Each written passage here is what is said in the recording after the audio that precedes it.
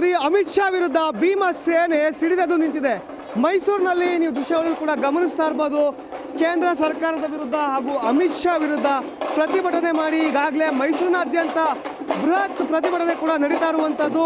ಈ ಒಂದು ಪ್ರತಿಭಟನೆಗೆ ಸಾಕಷ್ಟು ಸಂಘ ಸಂಸ್ಥೆಗಳು ಕೂಡ ಬೆಂಬಲವನ್ನು ಕೊಡ್ತಾ ಇರುವಂಥದ್ದು ದೃಶ್ಯಗಳು ಕೂಡ ಗಮನಿಸ್ತಾ ಇರ್ಬೋದು. ಪ್ರತಿಭಟನಾ ಜಾಥಾ ಅಂದರೆ ಕಾಂಗ್ರೆಸ್ ಮುಖಂಡರು ಕೂಡ ಈ ಒಂದು ಪ್ರತಿಭಟನೆಯಲ್ಲಿ ಭಾಗಿಯಾಗಿ ಕೇಂದ್ರ ಸರ್ಕಾರದ ವಿರುದ್ಧ ಪ್ರತಿಭಟನೆ ಕೂಡ ಮಾಡ್ತಾ ಇದ್ದಾರೆ.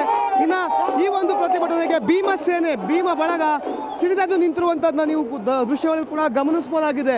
ಏನು ಮೈಸೂರಿನ ಪ್ರಮುಖ ರಸ್ತೆಗಳಿದೆ. ಈ ಒಂದು ಪ್ರಮುಖ ರಸ್ತೆಗಳಲ್ಲಿ ಈಗಾಗಲೇ ಭೀಮಸೇನೆ ಮುತ್ತಿಗೆ ಹಾಕುವಂಥ ಕೆಲಸ ಕೂಡ ಮಾಡ್ತಾ ಇದೆ. ಈಗಾಗಲೇ ಬೆಳಗಿನಿಂದಲೂ ಕೂಡ ಸಾಕಷ್ಟು ಪ್ರತಿಭಟನೆಗಳು ಕೂಡ ನಡೀತಾ ಇತ್ತು.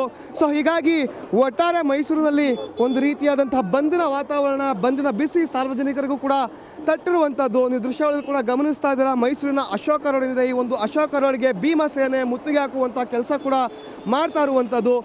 ಅಂಬೇಡ್ಕರ್ ವಿಚಾರಕ್ಕೆ ಬಂದರೆ ಯಾರನ್ನೂ ಕೂಡ ಬಿಡೋದಿಲ್ಲ ಅಂತೇಳಿ ಸ್ಪಷ್ಟ ಸಂದೇಶವನ್ನು ಕೂಡ ಇಲ್ಲಿನ ಜನ ಅಂದರೆ ಇಲ್ಲಿನ ಪ್ರತಿಭಟನಾಕಾರರು ಸ್ಪಷ್ಟ ಸಂದೇಶ ಕೂಡ ಕೊಡ್ತಾ ಇದ್ದಾರೆ. ಮೈಸೂರಿನ ಪ್ರಮುಖ ರಸ್ತೆಗಳನ್ನು ಬಂದ್ ಮಾಡಿಸುವ ಮುಖಾಂತರ ಪ್ರತಿಭಟನೆಗೆ